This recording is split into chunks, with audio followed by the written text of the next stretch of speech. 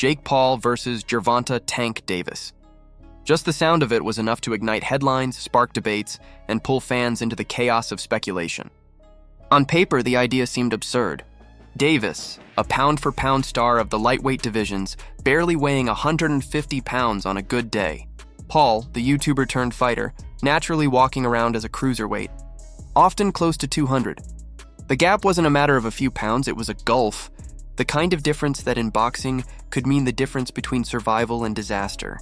Yet for weeks, this fight was dangled in front of fans, promoted with posters and tickets, and whispered about as though it were destiny.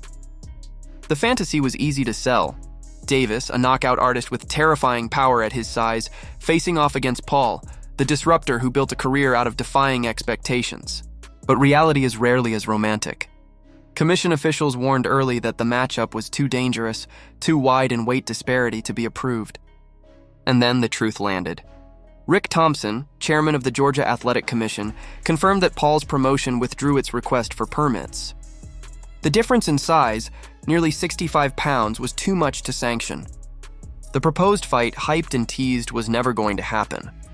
And yet tickets were still floating online, the event still listed on the arena website, leaving fans questioning how far promotion could stretch the line between spectacle and deception.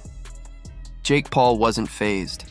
Even when the Georgia plan collapsed, he turned the chaos into content, pivoting the event to Miami. For Paul, location changes weren't obstacles. They were opportunities to stir up even more attention. Miami, after all, was becoming the playground of celebrity boxing, the perfect backdrop for controversy and drama. For Davis, the politics were exhausting. Yet again, his name was tied to the frustrations of promoters and state commissions. But this time, it wasn't about him failing to draw a venue. It was about the sport's refusal to greenlight a mismatch. Despite the regulatory wall, both fighters leaned into the noise. Paul spoke of his preparation, his positivity, his unshakable belief that he could handle anyone in front of him. He reminded fans that in years of sparring, he'd never been knocked out. To him, belief and discipline outweighed doubt. Tank Davis, meanwhile, carried the aura of a man many considered pound-for-pound elite, someone whose speed and instincts could embarrass Paul regardless of weight. But analysts were divided. Some believed Davis was too small, that his power, so effective against men his size, would bounce off the heavier Paul. Others insisted that Paul's size would mean nothing against Tank's precision, his ability to dart in and land punches before Paul could even react. Still, there was an unavoidable question. What were the rules? Would it be a true fight with knockouts on the line or just a glorified sparring match? Whispers of exhibitions with no knockout clauses only fueled criticism. Dana White and other skeptics dismissed the matchup as circus theater, an event built not on competitiveness but on mystery and money was the silent engine behind it all. Reports swirled of exhibition paydays reaching upwards of $100 million.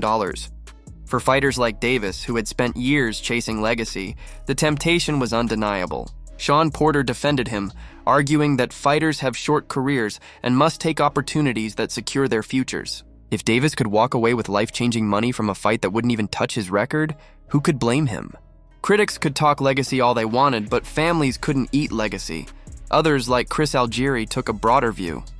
He credited Jake Paul for reshaping boxing in ways few traditional fighters ever could. Paul brought in new fans, people who had never cared about boxing until he turned fights into crossover spectacles. Whether people loved him or hated him, they tuned in. That was something the sport desperately needed, and fighters like Davis, no matter how talented, benefited from it. Chael Sonnen echoed the sentiment, noting that while Tank provided the fighting legitimacy, Paul was the real salesman. Together, they were opposites colliding, the skill of Davis, the promotional genius of Paul. But even as the hype built, the fault lines remained clear. Purists scoffed, calling it another stain on the sport's dignity. They pointed to Paul's pattern of luring retired legends back into the ring, of prioritizing pay-per-views over competitive merit. They worried boxing was sliding into carnival territory, where reputation was a bargaining chip and safety an afterthought. Yet others argued that exhibitions had always been part of the game, that the outrage was less about tradition and more about the uncomfortable way Paul exposed the business side of the sport. In the end, the fight between Jake Paul and Gervonta Davis was less about punches thrown and more about what boxing has become. a balance between spectacle and sport, money and legacy, entertainment and risk. It was a reminder that in today's fight world, promotion often outweighs probability, and controversy is the currency that drives attention. Whether you loved the idea or hated it, the noise was undeniable. A giant YouTuber against a tiny destroyer, a fight that should never happen yet somehow almost did. And perhaps that's the point. Boxing today is as much about what might happen as it is about what does. So what do you think? Was Jake Paul versus Gervonta Davis a marketing masterstroke or a dangerous mismatch that never should have been entertained? And if the money's right, should fighters like Davis take exhibitions that fans call circus shows, or should they protect their legacy at all costs? Share your thoughts below, and don't forget to like and subscribe for more stories from the fight game.